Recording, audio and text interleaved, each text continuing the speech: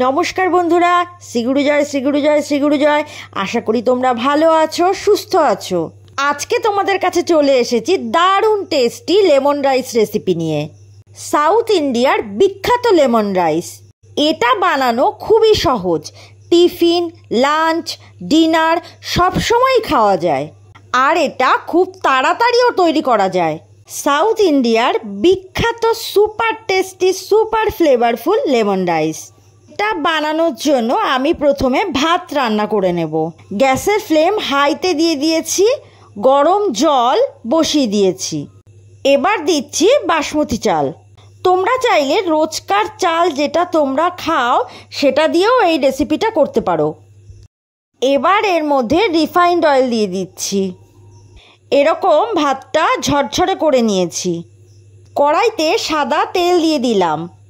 তেল গরম হলে এর মধ্যে দিচ্ছি ছোট 2 চামচ সর্ষে, তার সাথে দিচ্ছি ছোট 1 চামচ সাদা জিরে, আর দিলাম 4টে শুকনো লঙ্কা, দিচ্ছি 4টে কাঁচা লঙ্কা কুচি। ভাজার সময় খেয়াল রাখতে হবে শুকনো লঙ্কাটা যেন কালো না হয়। দিচ্ছি 1 মুঠো ছোলার ডাল, আর দিচ্ছি 1 মুঠো বিউলির ডাল। লো ফ্লেমে এই ডালগুলো ভেজে নেব।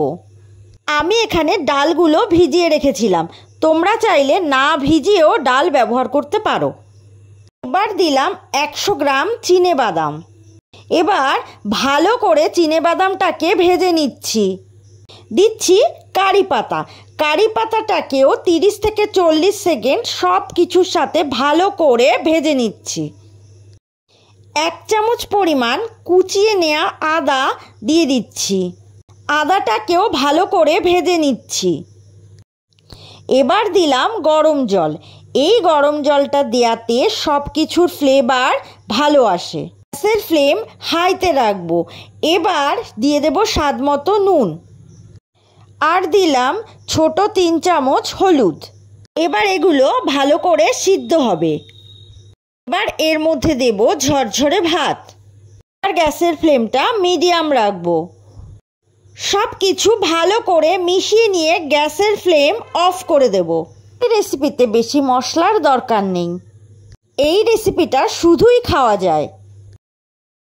গ্যাসের ফ্লেম অফ করে পাতিলেবুর রস দিয়ে দেব। দিচ্ছি ধনেপাতা কুচি। লেমন রাইসে যে সুন্দর একটা কালার সেটা লেবুর রস দেওয়ার পরই চলে আসবে। আর অবশ্যই লেবুর রস ব্যবহার করার আগে গ্যাসের ফ্লেমটা অফ করে দিতে হবে। ওপর থেকে কারি পাতা দিয়ে দিচ্ছি। এবার ঢাকা দিয়ে রেখে দেব 4-5 মিনিট। পেঁয়াজ টমেটোর চাটনি, নারকেলের চাটনি, বাদামের চাটনি সব কিছুর সাথে এই লেমন রাইস খেতে খুব ভালো লাগে। আমার আজকের এই চটজলদি লেমন রাইসের রেসিপি যদি তোমাদের ভালো লেগে থাকে তাহলে একটা কমেন্ট করে জানাও। আজকের মতো এই পর্যন্তই। আবার চলে আসবো নতুন কোনো রেসিপি নিয়ে। আমার চ্যানেলে যদি নতুন বন্ধু হয়ে থাকো তাহলে আমার চ্যানেলটি সাবস্ক্রাইব করে দিও, আর আমার পাশে থাকার অনুরোধ রইল। ভালো থাকো, সুস্থ থাকো। ধন্যবাদ।